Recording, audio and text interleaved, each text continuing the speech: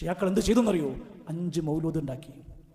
നബി സല്ലല്ലാഹു അലൈഹി വസല്ലമയുടെ പേരിൽ, അലി ഇബ്നു അബീ ത്വാലിബ് റളിയല്ലാഹുവിന്റെ പേരിൽ, മഹദി ഫാത്തിമ ബീവിന്റെ പേരിൽ, ഹസൻ ഹുസൈൻ റളിയല്ലാഹു അൻഹും അജ്മഈൻ, ഇവരുടെ പേരിലൊക്കെ മൗലൂദ് ഉണ്ടാക്കി.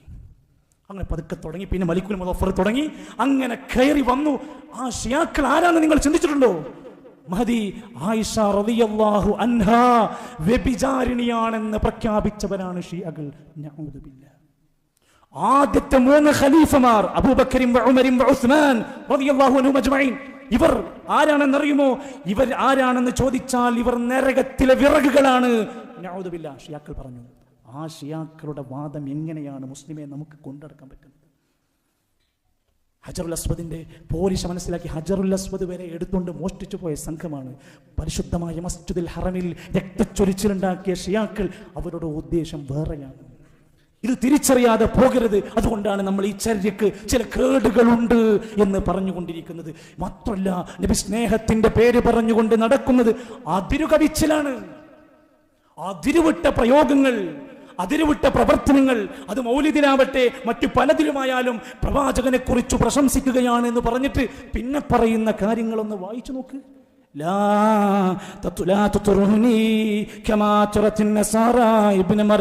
ക്രിസ്ത്യാനികളെ ഈസാ നബിനെ പ്രശംസിച്ച് അതിരുവിട്ട പോലെ നിങ്ങൾ എന്നെ കുറിച്ച് അമിതമായ പ്രശംസകൾ ഉണ്ടാക്കരുത്. യാ അയ്യുഹന്നാസ്, അല്ലയോ മനുഷ്യരെ, ഇയ്യാകും വൽ ഗുലുവ ഫിദ്ദീൻ, മതത്തിൽ ഒരിക്കലും നിങ്ങൾ അതിര് കടക്കുന്നത് ചെയ്യരുത്, സൂക്ഷിക്കണം കേട്ടോ. ഹബീബുനാ റസൂലുള്ളാഹി സ്വല്ലല്ലാഹു അലൈഹി വസല്ലം പഠിപ്പിക്കുക, അതിരുവിട്ടു പോകരുത്. ഇത് സ്നേഹത്തിന്റെ പേര് പറഞ്ഞുകൊണ്ട് അതിരുവിട്ട് നബിനെ മദ്ഹ് പറയുകയാണെന്ന പേര് പറഞ്ഞുകൊണ്ട് ഉണ്ടാക്കിയെടുത്ത മൗലിദുകൾ നിങ്ങൾ വായിച്ചു നോക്ക് പ്രിയപ്പെട്ടവരെ. നമ്മുടെ നാട്ടിൽ ചൊല്ലിക്കൊണ്ടിരിക്കുന്ന ഷറഫുല്ലന, മങ്കൂസ്, ബുർദ, ബർസഞ്ചി, ഏത് മൗലിദും നിങ്ങൾ എടുത്തു വായിച്ചോ, 5 ഇസ്ലാമിനൊന്നും നിരക്കാത്ത വികലമായ വിശ്വാസങ്ങൾ അതിലുണ്ട്.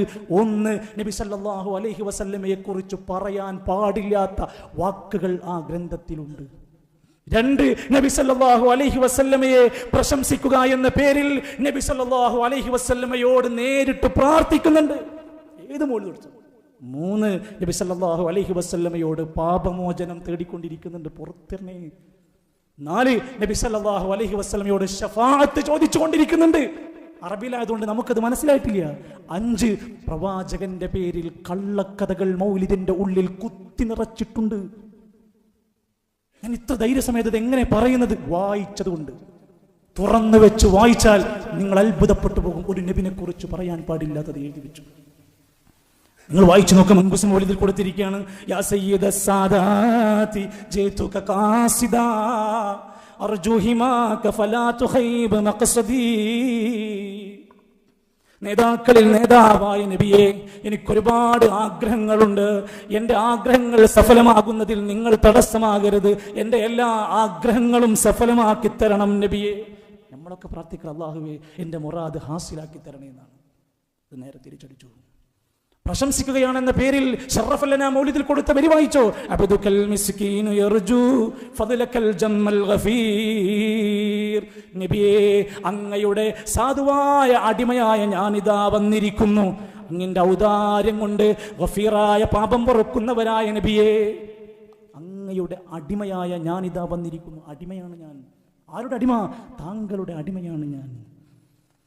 ഓരോന്നും വായിച്ചൊക്കെ ബുർദ ചൊല്ലിക്കൊണ്ടിരിക്കുക, നല്ല സൗണ്ട് സിസ്റ്റത്തിൽ ഇങ്ങനെ നല്ല ഹോളിവുഡ് സെറ്റപ്പോട് കൂടെ ബുർദ ഇങ്ങനെ ഇരുന്ന് ആസ്വദിക്കുമ്പോൾ ആ കേൾക്കുന്ന അറബി എന്താണെന്ന് മനസ്സിലായോ?